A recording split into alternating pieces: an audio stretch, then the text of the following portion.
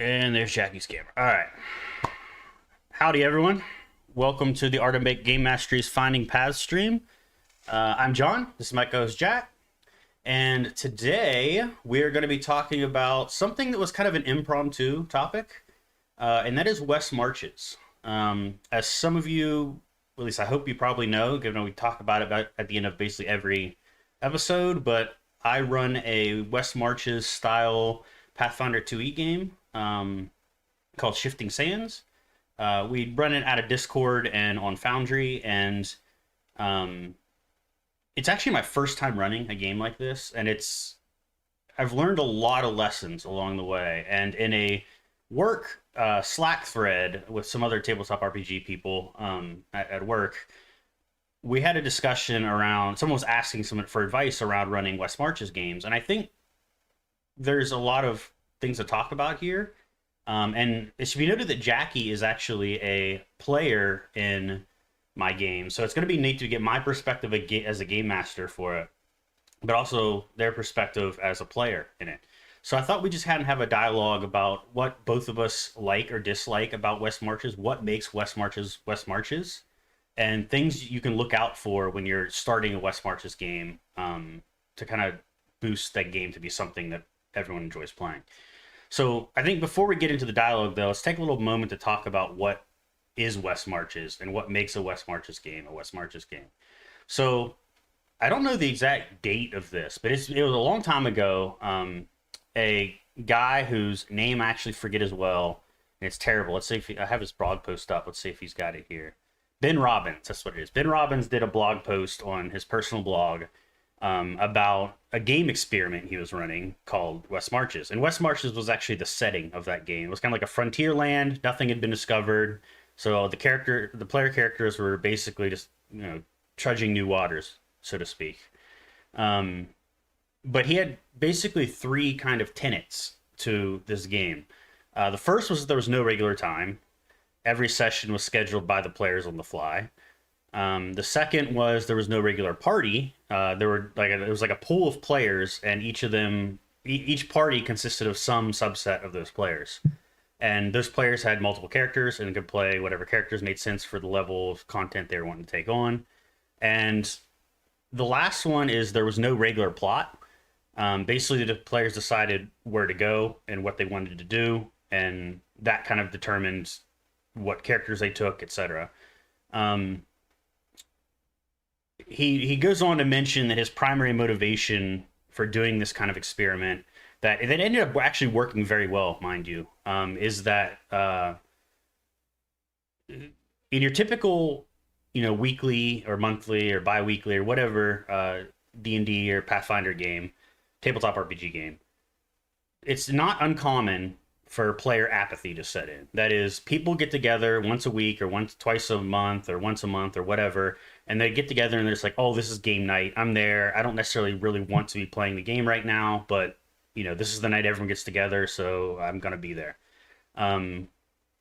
That's one problem. The other problem is that players can sometimes feel like they can kind of get in a state of complacency where they just kind of feel like they're following the plot and don't feel like jumping out of the plot. It's not really railroading because it's not really the GM making the decision. It's more the players kind of just going with the flow of the plot rather than trying to engage in other aspects of the game.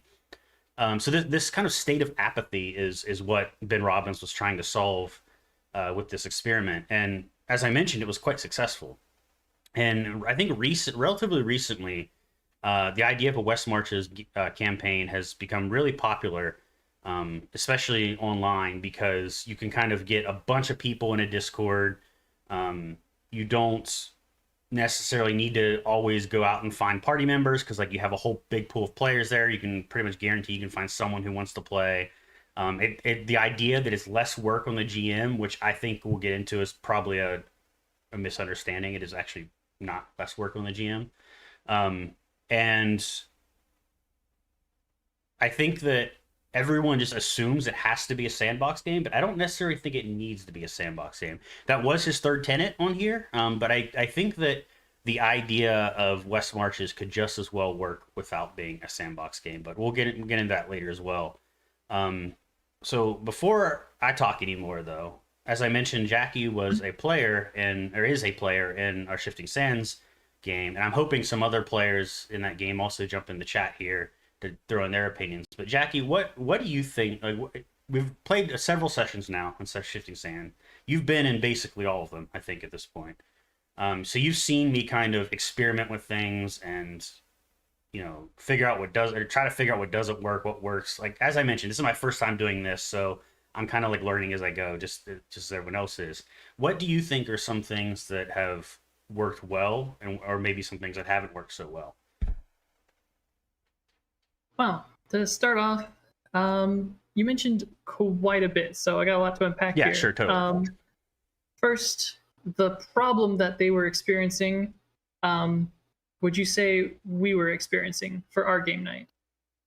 I would say that there were definitely sessions where myself or other people felt that way. I don't think it was every session by any means. Right, exactly. And it's good to mention that this is not going to happen in every situation. Like it probably didn't set in right away. This is more of like the player apathy that you're describing kind of happens after would you say the initial glow kind of wore off of Pathfinder? I think it happens later in the life cycle of the game. Yeah, typically. So we didn't have it with Mines of Phandelver. It went, that game we closed it pretty quickly. And then Pathfinder 2E came out and we switched to that. And after the campaign had gone on for like the initial couple, maybe 3 major story arcs. Yeah, I'd say maybe like a year or so into it, something like that. Right, that's when the complacency set in. And so if this advice, I feel like for Westmarch, I just want to like make sure add that caveat that Westmarch is not going to fix problems at your table if you guys are new to gaming, or if this you guys are, your game session is still relatively novel. This is more of a, after everything has gone right for so long, now we come into this other end of the spectrum. Instead of seeing things like, black and white, it's more like a spectrum. I also think you bring up a good point in that that I don't know you're actually intending to make, but it is a good point nonetheless. But I think a lot of people who start Westmarch's games might not do it, and this actually includes myself. I think a lot of people who start Westmarch's games might not do it because of the reason Ben Robbins originally started his experiment. For instance, when I started Shifting Sands, it was more because I wanted I wanted to put more effort into the stuff up front and less of it over time. You know what I mean? Instead of having to build stuff more stuff as I go, I wanted to be able to put a bunch of stuff up front and then have less work. It's not no work by any means. Like, there's definitely work every time you run a session, but I wanted to be able to not have to be able to put as much work in between each session. And I also didn't want to have to commit to a weekly game because I am a very busy person and it's very hard for me to find the time to commit to a game, but I still wanted to game master because I love game mastering. So this was kind of like a happy medium for me. And for me, it wasn't out of apathy or anything like that.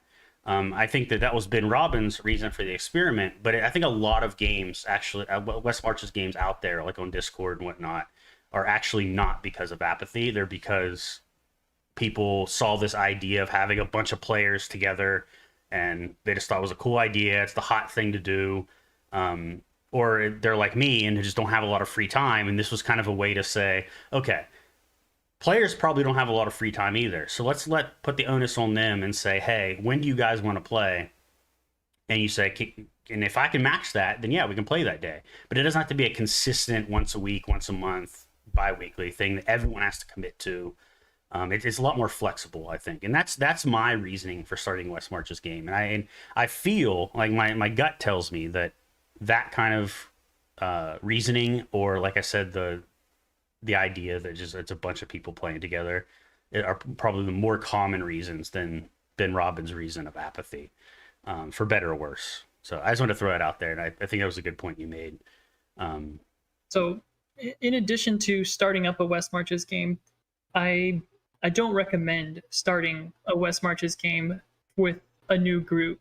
Kind of like jumping back to where I was saying, you already had our group to pull from, and you already had like the people that I had recruited into my game. Yeah. You already have, your friends on the side, from like the places you've lived. You've got your work friends. You've got, like our particular group that we had going. So you had people to pull from when you got your West March style going. And so I'd like to, for anybody who's thinking about running West Marches, you need 10 to 14 people to run a smooth West March campaign. And if you start off with just, 4 or 5, it's not going to really feel very West March-ish. It's going to feel just like an irregular game meet. Yeah. Which, and which actually, totally cool. our game, even though we had a lot of people in the Discord, the first few sessions were really the same people. So it ended up All of our feeling kind of repeat like, players. yeah. And then we started to get more people who, come in and were interested in playing more often, so that we could like, spruce up the parties a little bit, change things up. But there's still usually at least a couple people who are in every session just because they really wanted to play. And that's fine. I mean, you'll have people like that will really eager to play. They want to try out different characters. That's one of the things West Marches actually does really well, is that it lets you play test things really easily. Because if it doesn't work, you just don't do it again. Or if you build a character, you don't, you think it's cool, but then it doesn't really work out in play, you can just not play it again, kind of deal. So I think that's one of the actual interesting things about West Marches. But Jackie's right in that it is really hard to get started with a West Marches game. And also, I think, as I mentioned before, one of the misconceptions, I think, is that West Marches games are easier on the GM. And in fact, like I mentioned, I kind of felt this way. It might be this way too, which was one of the reasons I started West Marches. And it's really not. There's a lot of work up front, first of all. You have to build out whatever the setting is, right? Like Ben Robbins, he had West Marches. You might I was kind of ambitious with mine, and then it started out as sort of a mega dungeon / West Marches, so I had to build the mega dungeon, or at least most of it, right, the high level of it, and then I had to build the setting that was in. Luckily, I have a world that I have been world building for a long time, and this particular region hadn't saw much love, so it was a good chance for me to kind of flesh out this region of the world, and kind of introduce new things to it. So that was kind of fun. But there's a lot of work that goes into preparing for a West Marches game. And in fact, I will probably do a video, like a stream or a video or something, where I show how I go about planning, how I went about planning the start of the West Marches game, but also how I plan each session. Because one of the misconceptions I had is that it would be less work in between sessions, which is not actually true either. Even though I built all that world up from the get-go, there's still a lot you have to do in between sessions, because it's such a player-driven game, right? You don't know where the players are going to go next. They're going to tell you what they want to do. So you either have to have all that stuff figured out ahead of time, which is a lot of work, or you need to, which is slightly easier work, but still a lot, is you need to listen to what they want to do, have the time between when they say they want to do it and when you play to flesh out that bit, right? And then perhaps the even harder part is that once you flesh out that bit and once they play through it, now you have to find a way to connect it back to everything else to make the world seem realistic, right? Because if they go through this dungeon, right, and something happens, now that whatever happened is shared amongst everyone in your West Marches game. So now you have to figure out, okay, so the state of the world is like this. After the players do this thing, now the state of the world is that, right? Now I have to keep track of that. And now another group of unrelated players come in with unrelated characters. Now what do, right? They know, probably they know that the state of the world is now this, but they have to figure out something else to do. So you constantly have to put things in the world for them to do. Otherwise, everything's going to be exhausted and no one will have anything to do. And I think, Jackie, when we first started the game, you kind of brought me to the realization that quest boards are a great way to do this. Even if they're just simple, like fetch quests. Like, I was trying really hard not to introduce like stupid quests, but sometimes those fetch quests can actually be the spark that triggers them to want to visit somewhere, right? It can be the thing that motivates the players and their characters to embark on some adventure, right? It could be, they're like, okay, well, this quest says they want X item, like furs or something, right? Well, I don't know exactly where furs are, but over here it says there's hunting grounds. So something over in this direction probably has furs. So Is there a dungeon over there, or maybe is there a what I call it, a lair over there where there's like a big monster or something? Maybe we'll find something over there. So let's see what's on. Let's check out the map and see what's over there. And I think that I that's the think kind of thing you need as a wing is you need something to spark the player's motivation to do things.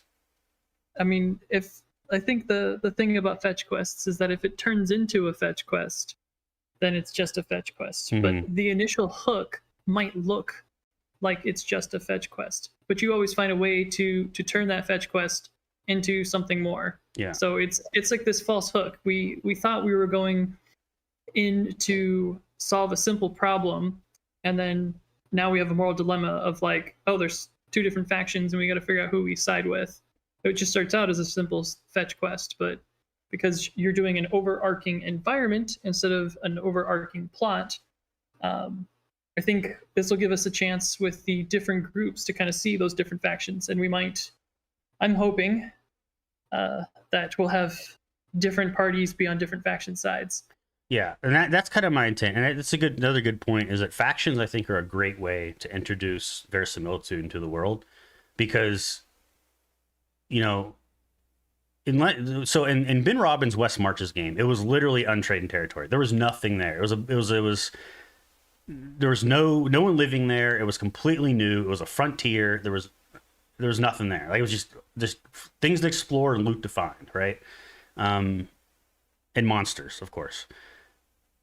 I don't find that particularly interesting, and I find that if I don't know their experience with it, they didn't really mention much about that bit, but I would imagine if you were in that situation, it would be hard to motivate your players to go out and do stuff. I think in maybe the old days of D&D where, you know, you didn't have experience points like you do now, and you didn't have generally quests and whatnot. It was more like you went out, slayed monsters, collected gold, and your gold, how much gold you had was how you leveled up.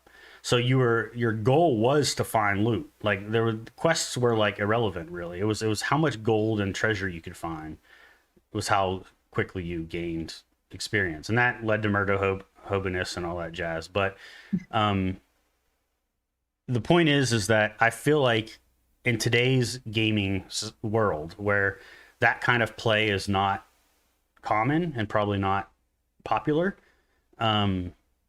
I feel like if your thing was just, oh, there's just dungeons everywhere and there's loot to find, and that's it, then you're gonna have a hard time motivating people to go out and explore, right? I mean, it's going to depend on the party. If we got a bunch of, I want to say, you know, we found the right demographic, you know, some 40-year-old guys, they would probably lean into all of the races that they're playing and the classes that they're playing, and they would form, you know, some marching band to take on all of the dungeons, and it would just be a hack and slash or a, you know, a dungeon delver or dungeon crawler. I mean, that's why the game isn't, you know. Yeah, it's not I think you could have. So I don't want to sound like dungeon crawling and dungeon delving is not fun, right? And those types of games I think totally work, but I think players, young and old, you know, of any age, will have more fun in those kind of games if you introduce extra stuff to them beyond that. Like you don't have to have an overarching plot by any means, but if you have like factions, if you have NPCs in the dungeons maybe that interact with their own agendas, I think that anything like you throw in there like that can only add to the fun and increase motivation. Again, this is purely speculation because I don't have anywhere near the sample set to make a definitive argument here. But I don't know, do you feel like if I wouldn't have added factions and quests and whatnot, and I had just said go out in the world and explore and kill stuff, would you have enjoyed Shifting Sands as much? Yeah, me personally, probably. I don't get to play enough, so I know there's this thing going around about like, you know, no D&D is better than bad D&D. I don't consider that bad D&D. Pathfinder is still so new, you know, it's in its infancy of just like what 2-3 years at the most, and there's still classes and ancestries that I haven't got to test out yet, and so I do a lot of shadow testing. I noticed that it was recommended in some other GM's advice, so I'm glad to hear that out there. But I'm usually using just your guys's, players, your guys's PCs against different monsters, trying to figure out if the fight is worthwhile. But here, this gave me a chance to make a bunch of different characters and kind of, I don't know, other GMs would probably feel this way. You've got all these ideas for characters and you kind of want to test them out. And even if we were just doing a hack and slash and I got to play, like, say, Sonra, just the depth and the development that I put into her was worthwhile to me, because when I put her in another game, in another setting, it was more exciting. Yeah. And you did. You put her in Taiga. I took Rust, one of our NPCs from the game, and moved him into my Libra campaign with the permission of the player. And so, like, I get something out of it because I'm just playing the game and I wanted to play the game. So that kind of goes against what you were trying to solve as far as, like, the I wouldn't say apathy. I would say it's more like atrophy of the game. Well, again, I wasn't trying to solve that. That was what Ben Robbins was trying to solve, right? Right. Like what Westmarches stands for. Yeah. So I think there is literally, and there's videos about this, sometimes we just want to get together and throw some dice around.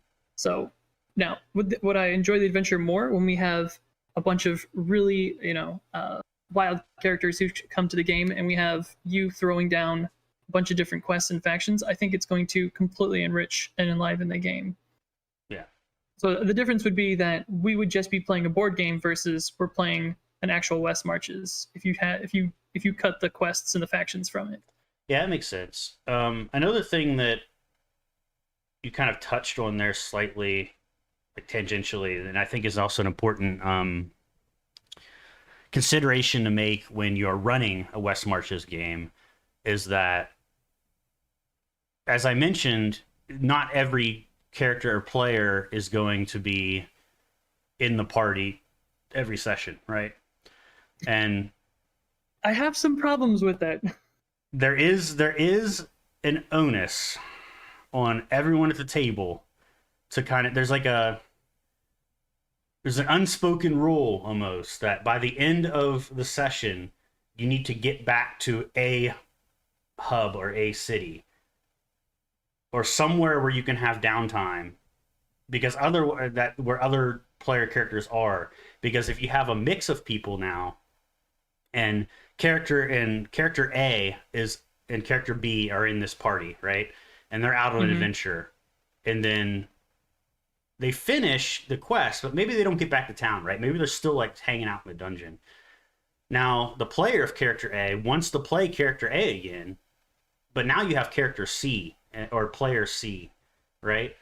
And they can't play character A because he's off here doing something else. So now you kind of have this web of having to keep track of where all the characters are at any time, and that's kind of a pain in the butt, and it's kind of, I feel like it decreases the fun for the players when they can't play their character because they can't get the people who are playing that party together to play it. So there's kind of like this goal, I guess. At the end of every session, you want to get to a civilized area where other characters might be hanging out, so that next session, if that player wants to play that character again, and there's other characters that level who want to play, you could reasonably say, oh, these characters were all in this town or this whatever to begin with, and they just got together and went off on this thing, right? It's difficult to do. As a GM, it's really hard to plan a game that 100% is going to be complete in one session. And it's especially hard to do that when you don't know what the players are going to do until like a week before they do it. so you might not know what the players are going to do at all. Well, I mean, just like their general goal, even. Like, you don't even know what their overall game plan is. Like, not even to speak on how it actually turns out in practice. That's a whole other can of worms. Like, so it's a really tough thing to do as a GM. And I feel like if you're a new GM, you're going to especially struggle with it. So there's a difficulty curve that I don't think is mentioned about West Marches. So, like, Me being on the player end, I didn't notice that you were having an issue with making sure everybody was kind of like in the same hub, but I totally can see how that's a problem. Um, I have another game that I'm in, that Starfinder game, where I have a handful of characters, and wherever the party is, I have a character there. Mm-hmm. So like I can just jump into one of those characters, and I haven't thought about like how other players might feel that like, hey, I wanted to play this character, but instead they got to play what they maybe consider their backup character, or maybe they were hoping to play their backup character. It's the new one, and now they're stuck playing their older one. Yeah. I didn't see that as an issue until now. Like I'm getting a different perspective, so I like that. But also, the issue that I was experiencing was that we're showing up to a table, and I'm playing a support character, and we have an entire marauder force of martial classmen. Yeah, like I think the party dynamic is just with West March, you don't know what you're going to get, and I guess it's a little bit more realistic. And when you have a lot more players and characters to pull from, and there's a lot of there's a lot of interest in playing a bunch of different things, you can kind of work together to say, hey, we want to tackle this content. We know from rumors it's about this difficulty, right? And we have, like, I really want to play this character that's this level. Does anyone else have a character around this level that they want to play that kind of fits into a party that makes sense? But right now, we still have so few people so few players, that we don't have a very large pool to pick from. So we only have a handful of characters. And some of those characters are different levels, and the characters of those levels we have to choose from are not very much. So we have the situation, we're kind of stuck with what we've got. And maybe there wasn't as much thought into party dynamic that went into it when people were building characters, because I think people just want to try different things, which is fine. But yeah, then you end up situations like you talk about where you've got like a party of 5 people and 4 of them are basically different kinds of fighters, right? And so it's definitely interesting. I think the problem becomes less of an issue when you have a lot of people in the server. That must be like more challenging for you as a GM of like what you can throw at us. It definitely is. If you're designing like an encounter, say like you want to have an impressive wandering beast in a particular area that you want us to fight, and we show up with our social party who is ready to talk our way out of a situation, or a bunch of rogues who are all about utility, and then we come up to the situation where we're just going to get we're going to get completely eaten. And that's the rare situation, because it's more likely going to be that you're going to want to throw any kind of puzzle, trap, or social encounter, and we're just nothing but a martial group of fighters. Yeah, I think to kind of go along with that too, how should I say this? My mind just went blank. Hold on. So, oh my gosh, my brain just went dead. You'll think of it eventually. Yeah, I'll think of it eventually. So with West Marches, you got to have a large pool of people to pull from, but I've noticed that nobody wants to like push forward and set up when to play. And if nobody says anything, like I try to step back and see if like anybody wants to push forward and like set up a game. And if I don't do anything, like it doesn't happen. Right. You need at least a few people who are going to take the initiative, because I think if you have a lot of indecisive people, or a lot of people who don't necessarily take initiative on things, like they're not initiative takers, they're not those kind of people, like, which is fine. But you're going to find that you're not going to play, like, hardly ever. So you need people who, and that's not to say they don't want to play, right? Like they'd want to play, they just don't want to be the one to initiate everything and plan everything and all that, which a lot of people are like that. It can be like, just trying to be polite. We have a lot of really nice people, and some people just don't want to be, they don't want to ask. They're just not assertive. They're just not assertive people, and that's, that's fine. But so I wish I could remember what I was going to say about before. It was such an important point, and I can't remember what it was. So was there anything else you found or you realized throughout your play? Well, if you were to run a West Marches game, what would you do differently? Okay, so I'm really tempted to run a West March game after watching you run one and just seeing how, like much fun it is. If I'm going to run a West March game, I'm gonna probably start fresh with a lot more people. Mm-hmm. I'm gonna wait until I can get together that many people. I don't think I'm going to want to go in it with a small group. Yeah. And I would probably put all my other games on hiatus if I was going to run West March. I just don't think that like you can give the adequate amount of time to your West March game if you're running other stuff on the side. And so, like, as much as I'm tempted to run a West March, I love doing one shots and I love picking up, different, tabletops to choose from. So I've got ADHD when it comes to sticking with one, setting. We recently ran, Call of Cthulhu. We recently ran Starfinder. We're going to be bringing up another Fate coming up soon, so we can dip our toes in all those different things. If I'm going to run a West March, I'm probably going to have to make sure that I'm focusing exclusively on the West March. Yeah, it's definitely a lot more work than I expected. And I actually remember what the thing I was going to say was. So I'm going to kind of jump back to that real quick before we go forward to this. Remembered. So what I was going to say is that when I started out with the West Marches game, I really wanted the sense of no matter where you went, you didn't necessarily know how strong the thing or things you find there were going to be. So I came out of the gate and said there's a high chance you might die. There is you'll probably want to run from a lot of things. And I think this works well, or would work well, if we had a large group of people with varying character levels, but the way it is right now, we basically have 2 or 3 different groups of characters and players that, play in some order, right? Or some, like one group might play now, another group might play later, but it's usually the same players and characters changed up in different subsets. And they're all roughly the same level. There's a bunch of them that are like level 1 to 2, and there's a bunch of level like 2 to 3. So they all can intermingle pretty easily.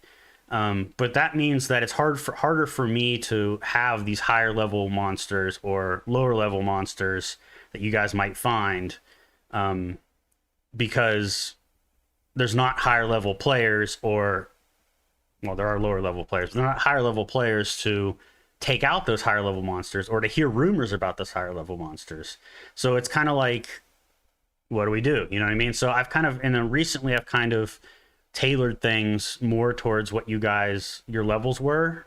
But I think once we get more people, that's probably going to change. And I think that's the way it probably should be. And it goes back to your point about it's probably better to wait till you have a large group of people before you get started, because I feel like the game will just play more smoothly if you have a larger pool of players. I'm really looking forward to being there, some intermixing of the groups. Mm-hmm. But so you had asked me the things that I would do differently, and I think this might be a hot take. Okay, so I'm not ever trying to just take a dump on 5e, but I personally feel after playing 5e for quite a bit that mixed level characters at the tabletop is just a terrible idea in 5e. People will feel wildly inadequate at the game because the way that the game scales via level with your abilities. The game is very ability scale heavy. The numbers don't change a whole lot, right? And you don't see these really large numbers in 5e. Would you say that? Correct. Yeah. In Pathfinder, it's much more balanced. Like Pathfinder 2e and 4th edition, they're way more balanced and they're much more designed to handle the encounters past level 10, and it's very well balanced all the way to level 20. Having mixed players at level in Pathfinder 2e, I find that, and I'm sure you've noticed this, how would you say like the followers and the NPCs in like say like a game of Tagasia, how do they perform in the game? I think the casters perform better than the marshals, just because the marshals' HP and AC is so much lower than the characters. So if they're up in the front lines, then they're more likely to die. But I think the casters and the range attackers do all right. Okay. So the support handles the support job because it's not based off of any reflection of numbers. I think the support shine regardless. Yeah. Okay. So when you have a mixed bag of characters, if the tank is underleveled or the DPS is underleveled, I feel like the encounter can shift really quickly. Yeah. Well, so, yeah. If you have like one peaky roll, right? If you have one roll that is just like really high, then if you have a really low tank, for instance, then it's just going to decimate them. Right. So I was comparing all these different additions, and I was kind of like leading you on, is that if I was going to run a West March, I would run it in 3.5 or Pathfinder First Edition. As I feel that that game, while it does break down in balance after like the first 10 levels, within those first 10 levels, if you have a wide range of party members, I feel like it actually scales a bit better between different players. And this is just my personal opinion from running. Yeah, I mean, I haven't like played really campaign. any 3.5 or Pathfinder 1E, so I can't really speak to that. But it's an interesting take. I think in order to solve the problem with like Pathfinder 2E or 5E, even really, I would say that as a GM, I just wouldn't let parties consist of characters that are more than like one, maybe two levels, or different from each other. Because like you said, it's just not gonna work. It's gonna. I noticed like playing my SADS character who was a tank, my chance to get hit because my AC was 1 or 2 levels below increased. My chance of taking damage increased 5 to 10%. Yeah. And my chance of dishing out damage as a fighter was reduced when I was level 1 versus the party being level 2. My chance of hitting was reduced by 5 to 10%. Yeah, I think especially at low levels, it's tough because you already have limited resources to work with. And this again goes back to your thing where if you wait to start until you have a lot more people, this theoretically would become less of a problem because you'd have more characters at different levels you could play with. But if you have a smaller number of people, you have a smaller number of characters, and those characters' levels are going to be much narrower. So what do you do, right? One thing we've tried, and I think worked well, is like instead of starting characters at level 1, we started them at level 2 a couple times. I also did the free archetype variant, which increases the power level of the characters a bit, depending on which archetype they take. I think there's things you can do, but I don't think it solves the problem you're talking about, and I think it is a problem. And then the other side to like how to run a West March game, it was very gear, gold, magic item oriented, and I feel like for a West March game there needs to be so much more of that. So if I was going to design a West March game, I would probably start. Bare minimum, I would start with the loot tables. Personally, it's one of my favorite things is designing the loot tables, because like as you've seen in some of my other games, I start off designing the loot tables for the different areas, and designing those helps me flesh them out. Yep. I like to make like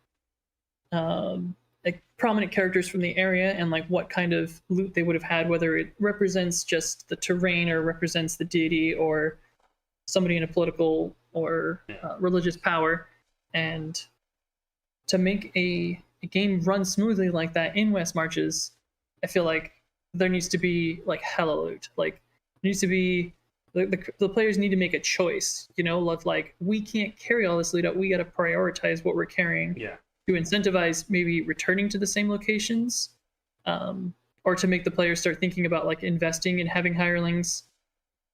And I'm not sure if they talked about this in West Marches, but I know that like before with the younger editions was that like keeping your hirelings alive and convincing them to stand outside a dungeon and like protect the cattle and the wagons basically was like another resource management that had to happen. You also had hirelings you paid specifically to carry torches and things like that. Like hireling management was a big deal. You had multiple hirelings. You didn't just have like 1 or 2. Yeah.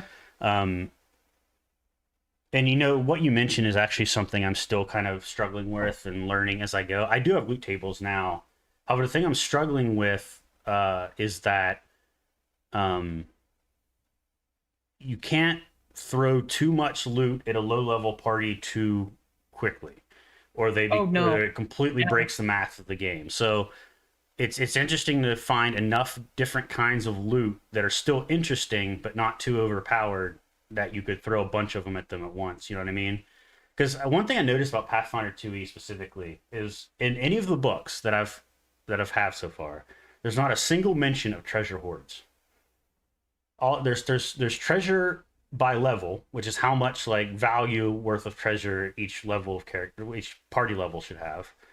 But there's no mention of like how big should a treasure hoard be, right? You kind of have to do that math yourself, and it's not really trivial to do, Totally especially if you have a agree. non-standard Totally party agree. size. Yeah, and so I really struggle as a game master, and this is West Marches or otherwise. Like this is completely just in general. I struggle with how much loot to give a party in any one encounter, especially huge, large encounters or dungeons or things like that. Um, Yeah. because you don't want to just throw a bunch of short swords at them, right? I mean, or a bunch of mundane crap. But you also can't throw a bunch of super magic items at them. You can't. I mean, you guess you could throw a bunch of runes, like level appropriate rune stones at them. Property runes are another thing you could probably throw That's at the my runes. that's my my issue with Pathfinder second edition was that I feel like the runes were too amazing and it took away from the magic loot section. So if you remember like how I ran Tagasia, I had a bunch of useless, what you called useless, and I'm sure another player that we had who critiqued really heavily that like the gear that I was throwing out was, you know, I don't think I ever the used the word bonus useless, but the bonuses were so niche and arbitrary, mm-hmm. but they were level appropriate. Yeah. And I feel like we should probably talk about how to design some lower level loot Well, I'll because I do think it once I figure Pathfinder it out. 2e. What was that? So we can do that once I figure it out because I'm still kind of figuring out what I think I is best. I have learned a lot. I have learned a lot from making bad gear by making gear that was either not appropriate for the level, like overpowered, Mhm. and making gear that was under leveled. So I actually kind of like the way Paizo did the rune system to let you really customize weapons however you want. However, I think that there's a lack of options at different levels, Mm-hmm. like especially at lower levels. Like the property runes are really cool, but I feel like there's not that many per level, especially at lower levels. And I feel No, like there's not a diversity. and there's the Absolutely. ones that they do have are most of them are not very useful or very very niche. So it's like there's not a whole unless you're in a very specific situation and you know in advance you're gonna be in that situation, have time to prepare a rune for it, then it's like it's not very likely that you're ever going to use these things. So I think that with these like splat books that Paizo continues to come out with, I think there should be an emphasis on releasing new kinds of property runes. And I think that as game masters, there's a lot of room for homebrew in this area. Mm-hmm. Because I agree that, you know, the system itself on paper is really cool, but in practice, there's really not a whole lot you can do with them that there's actually makes sense. Um, and at lower levels, most of them are not worth it anyway. So it's like, what do you do, right? But, see what else is there. I'm trying to think if there's any other topic. I've actually exhausted all the topics I wanted to cover. Did you have Okay. anything? So yeah, absolutely. So I'm, really tempted to run a West March, but I want to make sure that I can give it like the attention that it deserves. So, like, what did you do to get, all these people into your game? Because I think everybody from, listening Well, in on Game Master, you could probably benefit from that. so like anything in life, networking is one of the most important skills and important traits you can have as a person, whether it's your job, your personal life, whatever. So I think just knowing people is important to get started. I know that you've been incredibly helpful with going on to like various discords and whatnot and finding people. that might be interested. We actually have a lot of people in the Discord, but not a whole lot of them are active in the Discord. So there's a lot of people who are interested, but don't necessarily partake in the activities. So I think that you kind of got to plan for, if you invite 100 people, or rather 100 people join, maybe 20 of them or 15 of them or some low number will actually be participating members of the community. And I think that's true for any Discord community, right? Not just West March's Discord. So it's really a numbers game, I think. And the more people the more people you can convince. I think that picking a Pathfinder 2e as our system probably handicapped us a bit as well, because it's not as popular of a system as like D&D 5e. I know there's a lot of really popular D&D 5e West Marches Discords out there. I don't really know of any popular Pathfinder 2e. I think there's I think there's one I saw on Reddit that was kind of booming, which is kind of cool. Good for them.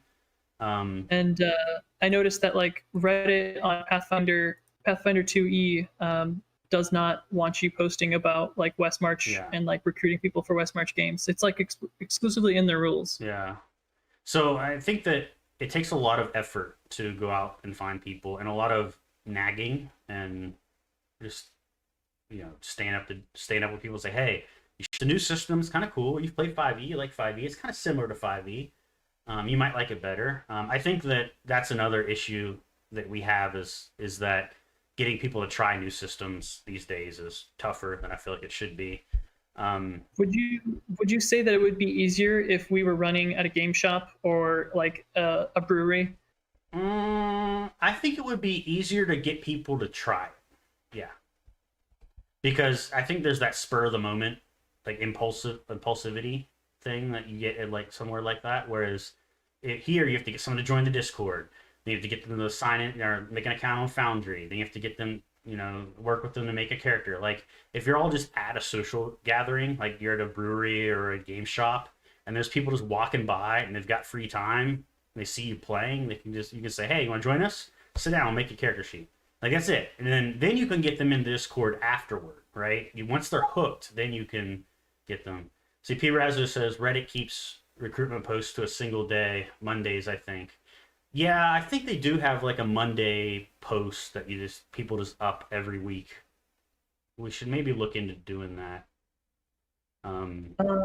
Yes, but I don't think that they allow West March, but you'll have to double check. I remember reading that there was like a thing on there that had mentioned like no requests for people joining your Discord and no requests for West March. It was like in their rules exclusively.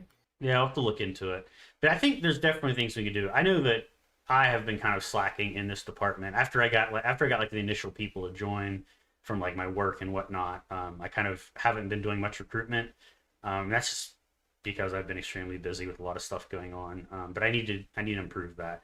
But I think to answer your question, it's just really going to take a lot of effort and a lot of connections to get started. And I think hopefully once you get some people going, they can start to snowball that and get their own friends to join that maybe are outside of your referrals. Circle. Yeah, I'm always looking for referrals. We just recently had a player that we met at the game shop who just referred somebody.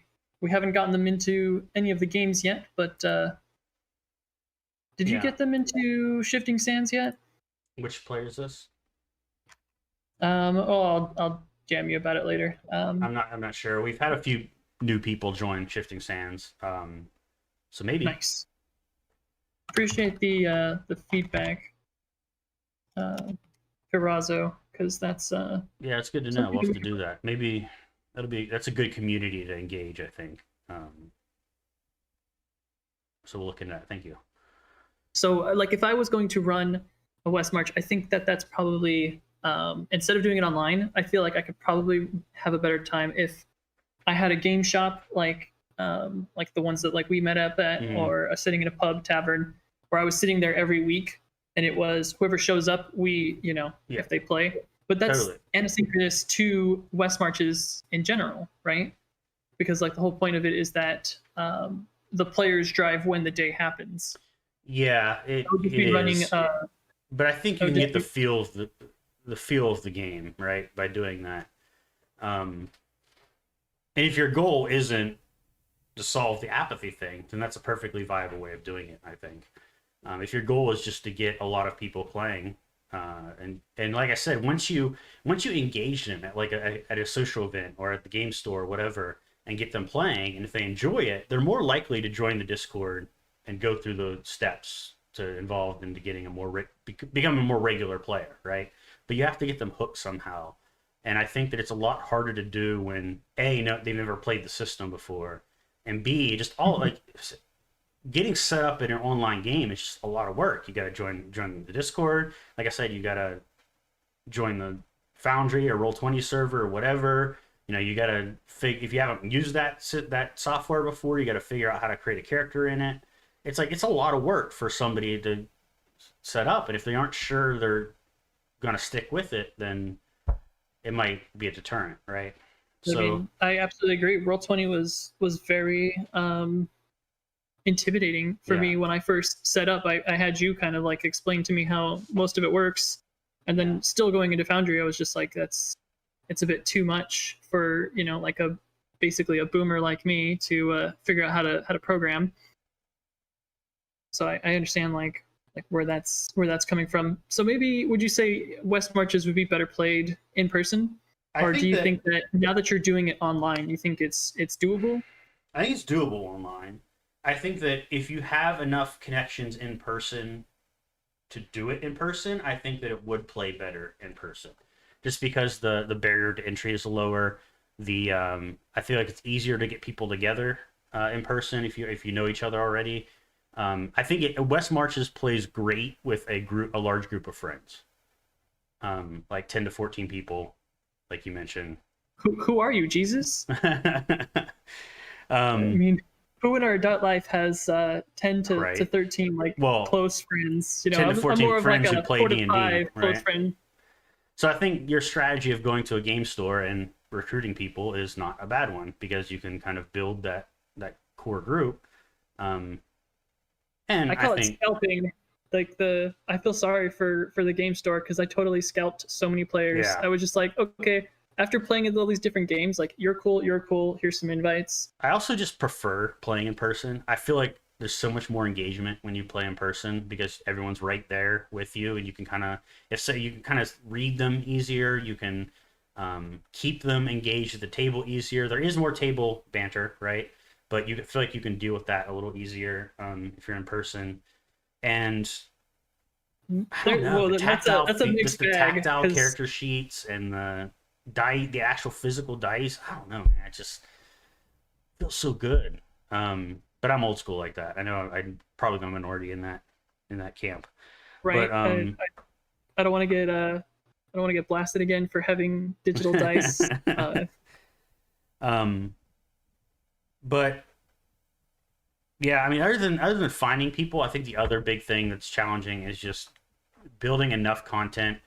I think a lot of people in the discussion I was having in the work Slack was around somebody wanting to not build wanting to do West Marches because they didn't want to build content up front. They wanted to discover content as you play. And I was saying that you will discover content as you play, but you need to do a lot of work up front, because if you don't have stuff for the players to do, then they're never going to do anything to discover content. I want to disagree with that on upfront as a representative of sandboxes, because West March is a type of sandbox, right? And fundamentally, it's what it was originally designed. Yes. Say again? It was originally designed for a sandbox play. Yes. Right. So I mean, it's a subgenre of those sandboxes, and I absolutely love the sandbox.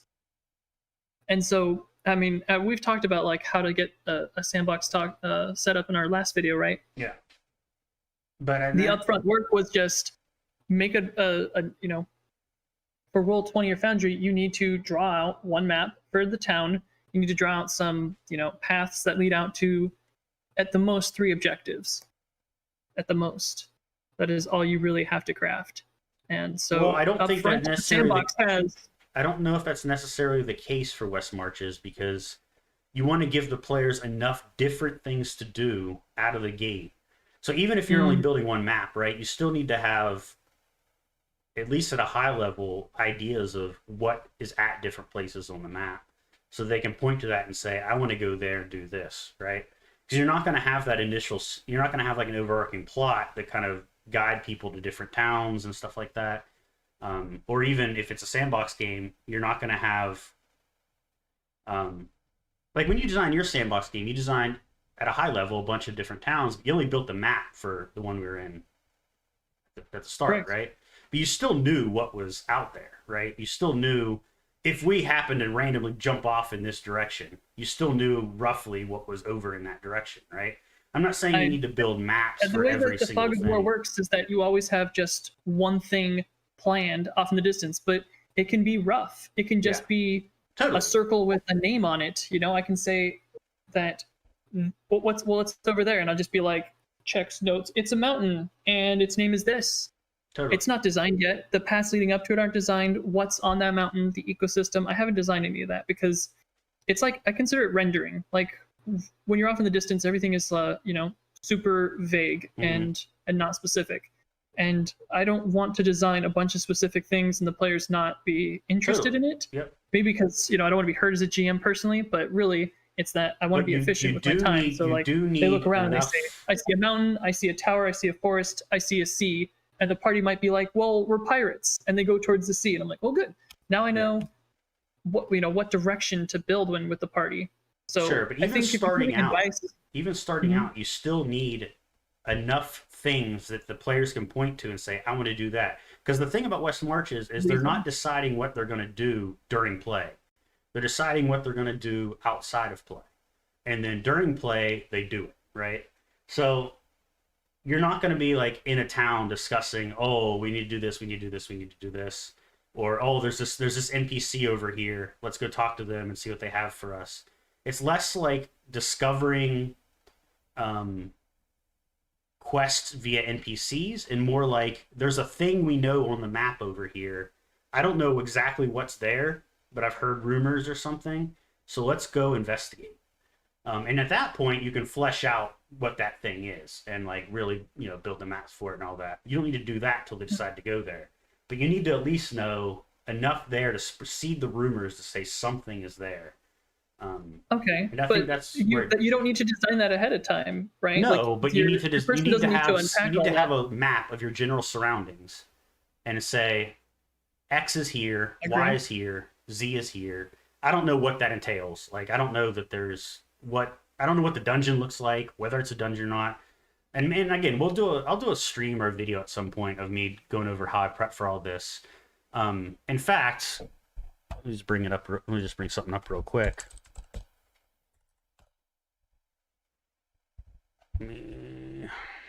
So like while you're bringing that up, when I was designing Libra, which is another sandbox, I kind of drew a circle in the center and I said, that's the big bad whirlpool. Nobody goes there. And I made a ring and I said, okay, what's a good amount of islands to have for a starting zones? And I made 7 starting zones. That is probably way too much for a normal sandbox, but for a West March, that might be probably just the right amount, right? Yeah.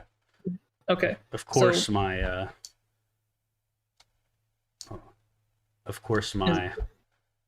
window is like the bit of text I have is just behind my camera. Just like grab it and drag it down. Yeah, it's also what the. Oops, that's the wrong thing. Hold on. As far as like having initial stuff for them, though, I actually had the party kind of roll randomly to determine like what island they were going to start on. So it's asynchronetic with West March. But if the party had said, okay, these are the 7 islands that we can choose from going on, they could just point to any of those. You don't even have to really have, you know, anything really fleshed out except for like, what are each of these towns like? Right. So this is kind of, I took this, I wish I could remember the YouTuber's name off the top of my head, but this is an idea I took from a YouTuber when he was building his West Marches game. And this is kind of like a template that he built out. And I thought it worked really well. And he just generated a hex map with 7 hexes, created a city in the center hex, and then he select 5 hexes to contain resources, generate 4 towns, select 5 hexes to contain ruins, generate 2 to 4 layers, which are like big BEGs. And, I basically just went through and just came up with ideas for all this stuff. And there's like there's roll tables for some of it that you can do if you don't want to. But it's like not like I designed specifically what's there, but I at least sat down and said, hey, these are the general things in this immediate surrounding and what hexes they lie on. And what, for like the cities, there's the activity they're going through, the obstacles they're going through, how prominent the obstacles are, what the resources are, what the obstacle, the resources are, things like that. And then that will kind of give you a kind of creative jumping off point for when they say, oh, I want to go here, you're like, okay, I know here is a dungeon, right? I know roughly that it's, it's suffering from this problem or whatever, or it's from this time, or it's this type of person owns it.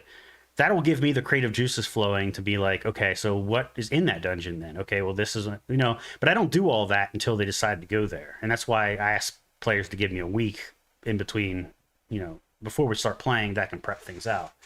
But there's still, while it's not a lot of work, it's still work you have to do up front, right? You have to have something for the players to point to, even if it's just very high level. And like you probably, like you said, you don't want to have the entire thing planned out because you don't know what they're going to go visit and what they're not, right? But you want to at least have enough information for them to know what they want to visit. Because another point that Ben Robbins makes in his blog post is that he specifically didn't want the game to be played in town, because he said that nothing interesting happens in town in his game. I disagree. Not in general. He's saying in his West Marches game, his goal was that nothing interesting happened in town. All the stuff that was interesting happened. He wanted to happen out of town. His idea was a frontier world. There was,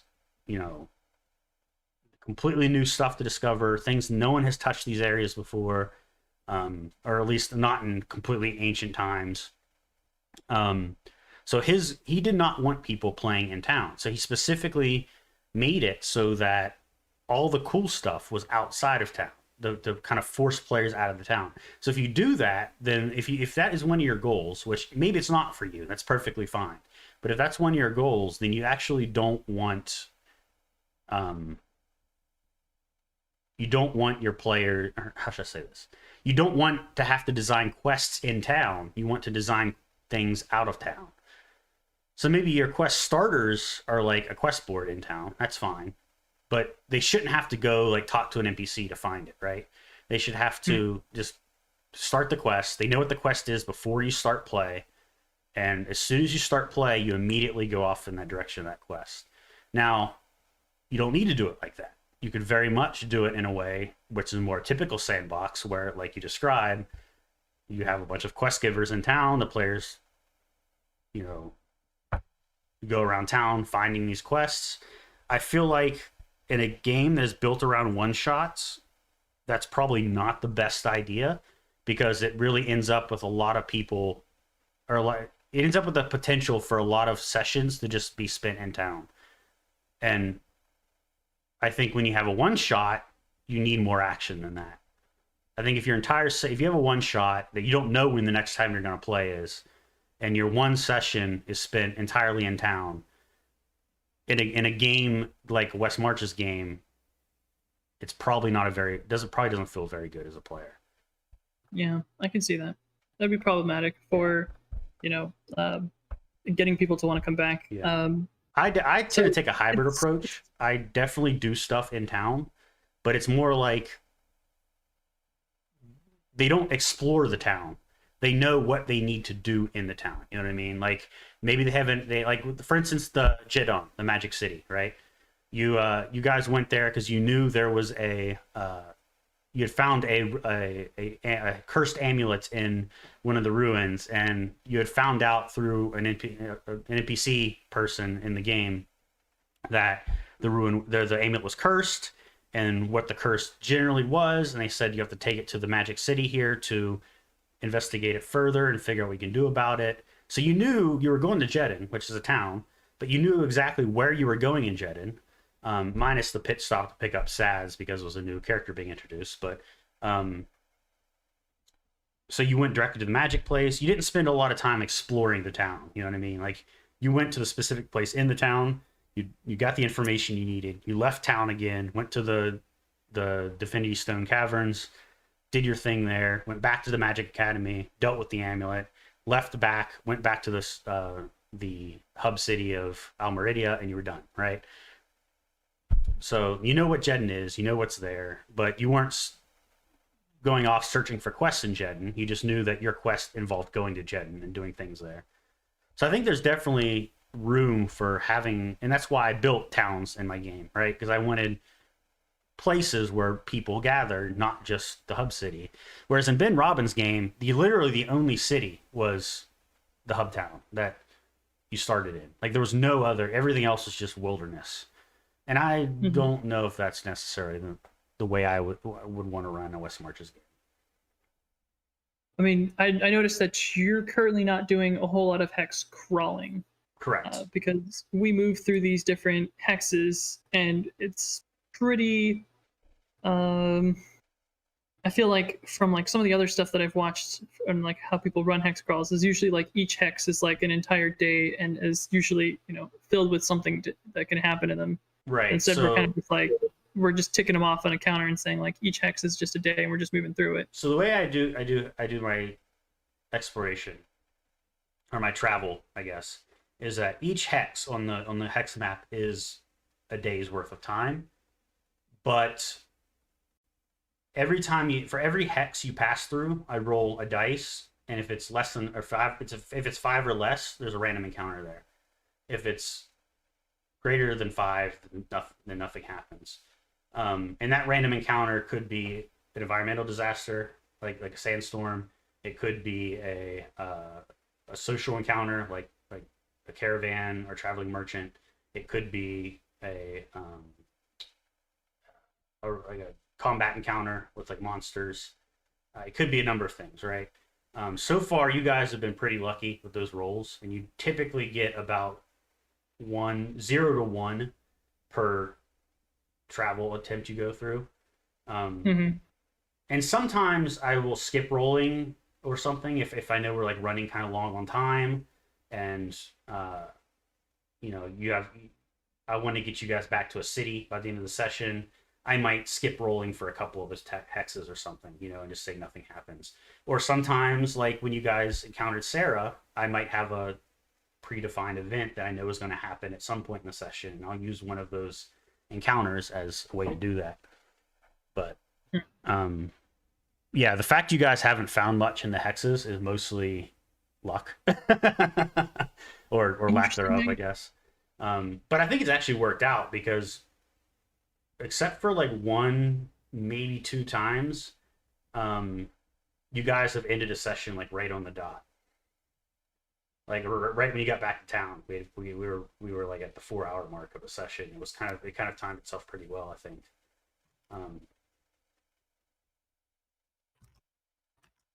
P. Razzo said Hexploration. Yep, that's what they call it, right? But I admit I'm still kind of a newbie to Hexploration, so I don't know what the. I think we should probably brush up on our Hexploration, and because I felt that like that's kind of like what makes a West March from what I have from my old experience. I could totally look more into that if that's the way you guys feel. And again, I know P. Razzo's in the Shifting Sands game, so if you have anything, if you need suggestions for me as a GM of West March's game, anything you like about it, anything you think could be improved, definitely let me know.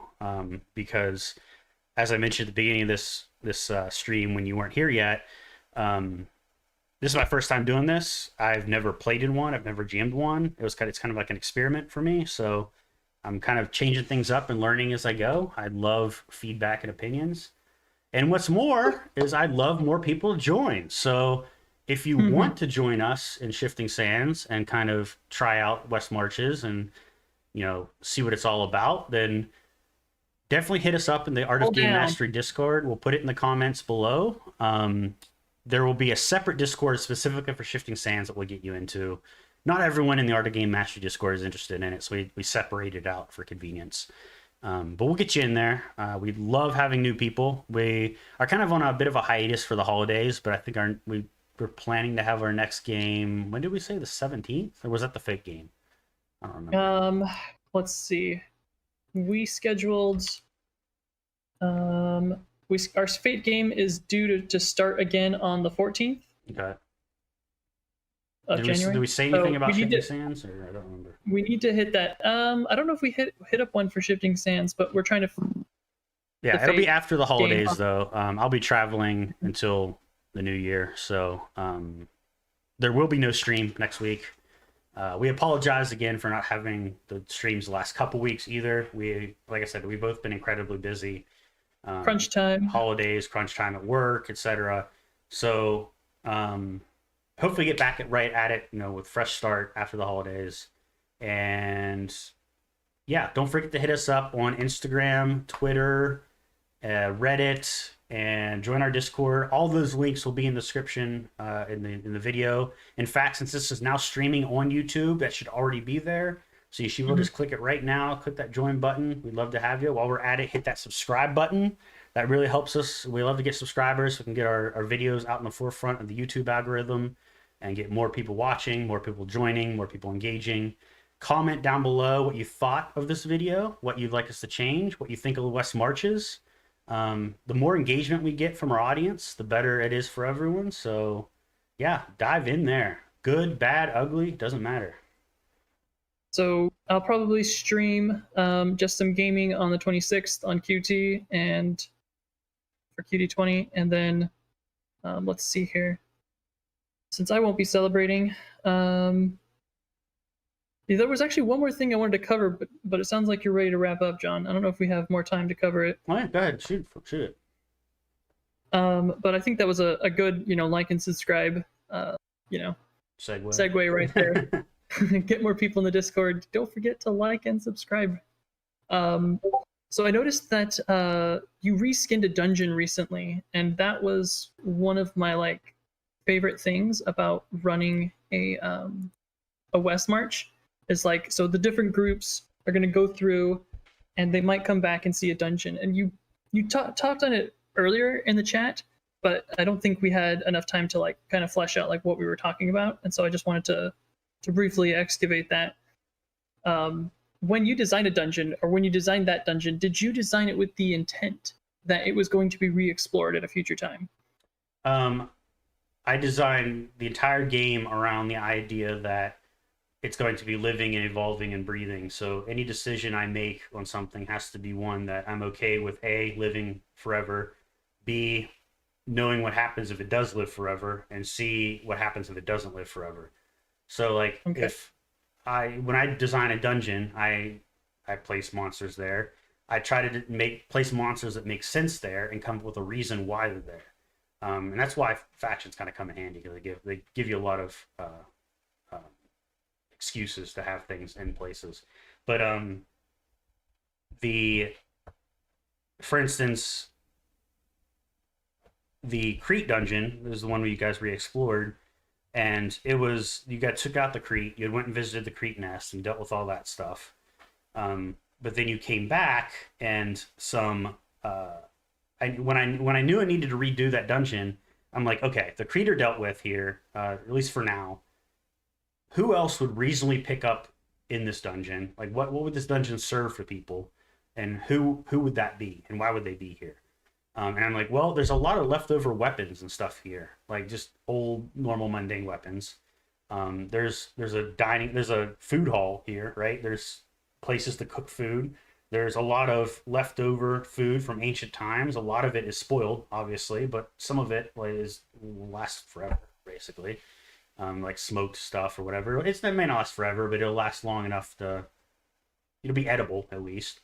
And then let's see what else. So yeah, then I'm like, well, what other factions are here? Why would they like? Well, I know there's a rebellion brewing, right? And I know that these people are going to need arms and they're going to need armor and they're going to need strongholds that are probably close to the city that people probably wouldn't expect to look in. So this would be a perfect place that is relatively close to Al Meridia for these people to hole up in and plan their schemes, right? So that's like, okay, well, if those guys are going to settle down here, what would they be doing in this area, right? So I like one of the rooms where there was a dining hall. I'm like, well, it's reasonable that there'd be some people eating, so they'd be in the dining hall. It's reasonable that the trap that you guys set off before, they would have noticed it when they were exploring the place, and they probably would have figured out how to reset it. So they reset the trap, and it's there's an armory there, so there's probably going to be some kind of quartermaster there. So I put a quartermaster in the armory, kind of like checking over things. And I'm trying to think what else I did there. Oh, and I had the sleeping chamber. Your planning system was reactive to Yes. After people had already gone through it. You went back and looked over the dungeon and made updates to it. Right. Would you But say when that? I do these things, I make it a because I know this can happen. I try making it a point not to, design myself in a corner. So I try to leave things open, no matter what the outcome of this dungeon is, that something else could be in there. And I try to think, okay, well, if they don't explore this, what happens in, 10 weeks time if nobody explores this place? Like how's that going to change the dungeon? How is that going to change the world outside of the dungeon, if at all? Like things like that. So there's all this stuff you have to consider when you're designing these places. Your goal is to make it a living, breathing world, or at least that's your ideal goal.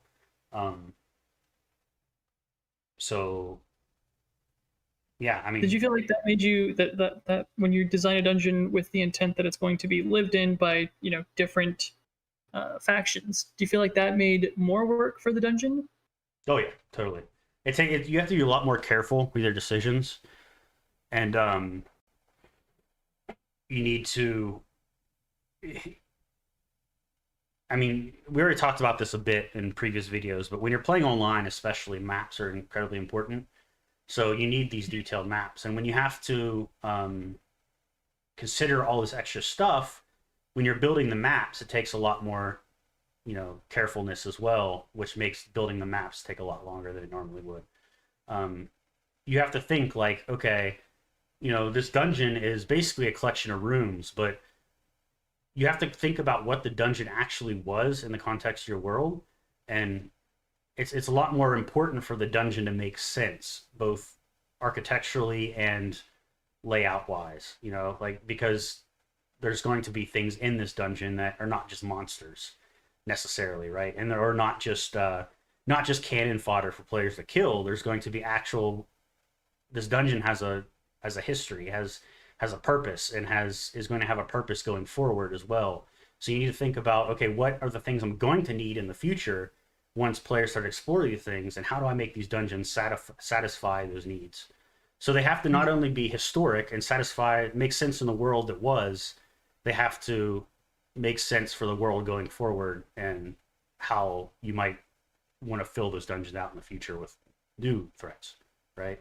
So I'm kind of working out a theory about how to run a West March. So maybe you can give advice on my idea for running Sure. a dungeon. So when I design a dungeon, I usually, as I've said before, I think about how would the rogue approach the dungeon, how would the fighter approach the dungeon, how would the mage approach the dungeon. Like try to think about our plan for, is there a back door? What happens if you brute force this dungeon, or is there some kind of utility that allows you to circumvent either the traps, puzzles, or the encounters, right?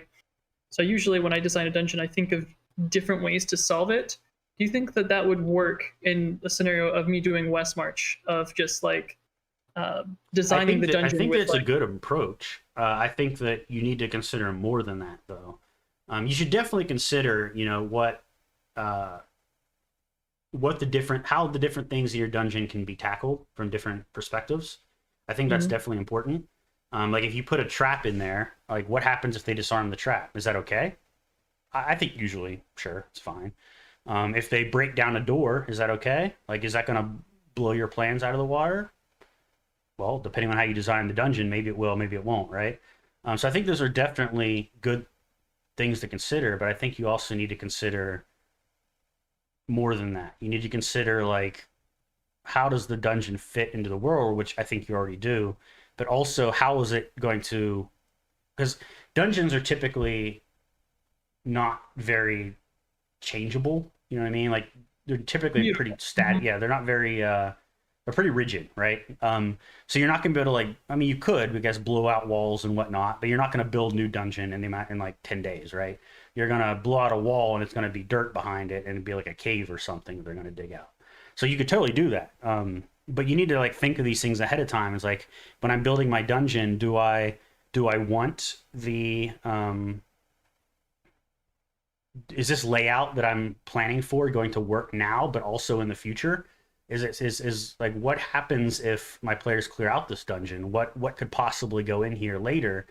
Um, like what are the kinds of entities that could be in the dungeon, etc. So you need to consider all these things up front, because if you build your dungeon and then you build it in a really cool way for now, and they clear that dungeon, and then they want to go back to it, and you realize, oh crap, there's no way this makes sense for anything else to be in this dungeon. Then you kind of designed yourself in a corner, and now you got to figure out some way to fill out dungeon with something. I'm thinking of a way to make because of the way Foundry and Roll20 work about a rigid map, like the design of the map. I'm not going to go back into this image and mess with it, but what I'm thinking about is procedurally generated situations. So let's say I take my first table would be like, what if this area was just filled with just naturally occurring monsters? And then what would this place look like if it was filled with faction A, B, and C? Then I could design like when each of the players go through, I could even just roll randomly to determine what they find. I think that's too much work to do up front. You could totally do it that way. The way I do it is I do have multiple versions of a map, and I just have them as multiple scenes in Foundry. So I know which one you guys are going to. So the actual scene in Foundry doesn't change. I just create a new scene with the new stuff. And then another thing I found is I build my maps in Dungeon Draft, but my games are in Foundry, and Foundry has an awesome Dungeon Draft map importer, which is great. But I found that it's easier if I just build the basic dungeon in Dungeon Draft, and then all the things all the props and whatnot, I place in Foundry so that I can change them, move them around easily without having to modify the map itself. That helps a lot as well. So like all the lights, all the beds, and all the furniture, and all the cooking stoves, and all that, like anything like that, I try to place in Foundry now instead of doing in Dungeon Draft. That way, if I need to move things around, or for instance, say there's like a body right on the ground. If I build that into the map and then the players take that body, drag it out of the dungeon, I have no way of pulling it off the map. But if I do it on Foundry, I can just delete it from the map, and the map itself stays unchanged. Or like layers are awesome. A treasure chest, for instance, right? If I have the treasure chest on the map, and the players, instead of deciding to open the chest, they just take the entire freaking chest, like, it's gonna. Sure, you could do Theater of the Mind, like, oh, the chest is gone now, even though you see it here, it's no longer there. But I think it's more engaging if I can just remove the chest from the map entirely, and the players can put it in their inventory. It's done. So, I guess that changes over time with you using layers and being able to program all that in Foundry. Well, that's the thing is I don't really need to in Foundry, because Foundry has the idea of tiles. Which you can just basically take an image and throw it on the map. And so I'm not like doing it like you do in Roll20 with various layers and whatnot, where I'm drawing stuff. I'm literally just have all the images in my asset repository, and I just drag it out on the map and then size it and position it where I want. There's not really a concept of layers and whatnot. It's more just like you drag images out on the map, put them where you want, kind of deal. I'm going to have to run a West March eventually, but I'm going to wait until at least your West March is done for sure. Yeah. And there's another thing too, is that West Marches does not just need one GM. You can have, if you have a large enough West Marches game, you can have more than one GM as well. That are like but you're going to teach me how to run Foundry in your stead. But I'm just talking to the audience in general. Like, you know, if you do have a West Marches game and you have a lot of people, you probably actually want to have more than one GM, because it's a lot of work for one GM to do all that stuff. If you kind of delegate that work to other GMs, and maybe this session this GM runs it, right? You all are working together to determine the lore and everything in like a separate GM chat or whatever. But you know, you don't have to be the only GM running the game, whether there's 14 people, whether there's 5 people, whether there's 200 people, right? So keep that in mind as well, is that a lot of these really massive West Marches Discord servers have like tons of GMs, and they're all GMing different sessions and whatnot. So that's how you can kind of make the thing scale a bit more. And my hope is that we can get enough people to actually bring Jackie on as a GM into one of these days to get their feet wet with West Marches before they do their own thing.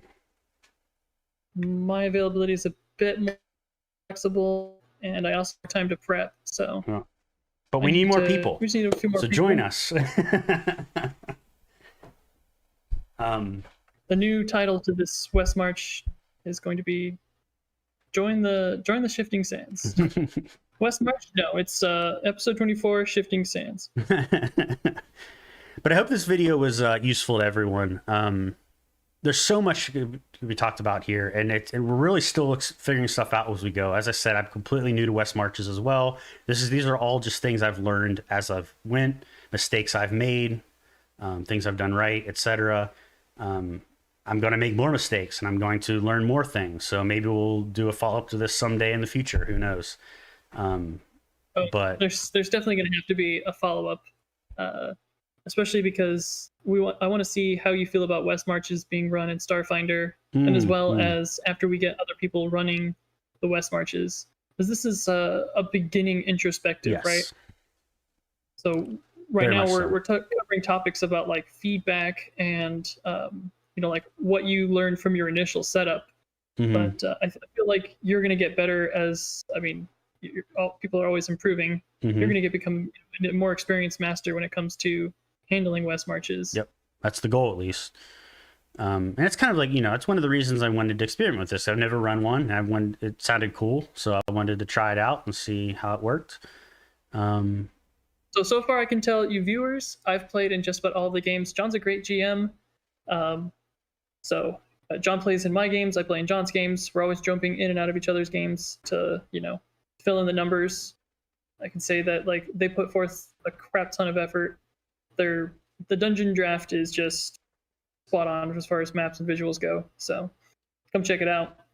I want some more people to play with. Yeah, we mentioned all of our social media earlier on before we went into the final segment there. So is any last minute things you wanted to add before we log off, Jackie? So we're not going to be running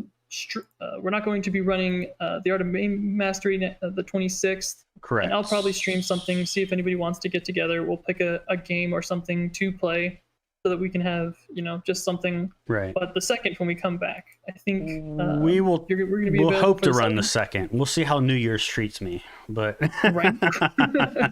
So we'll have the goal is to run the second. But and you and I also need to come up with. We need to grab the list of topics that we have and figure out like what we've added to the list of topics and what we're gonna pick from the hat. And we are going to be doing, as Jackie mentioned, the next part to the Fate actual play on the 14th. That's the goal, at least. So definitely check out that when it's released. Won't be streamed. It'll just be a pre-recorded session. So I guess for all of you guys who are who like what you see and want to help the algorithm, comment down below about what you guys want to see us cover in the next topic. Or hit us up on Twitter or in the Discord or whatever. Thank you guys so much. Take care. Happy gaming.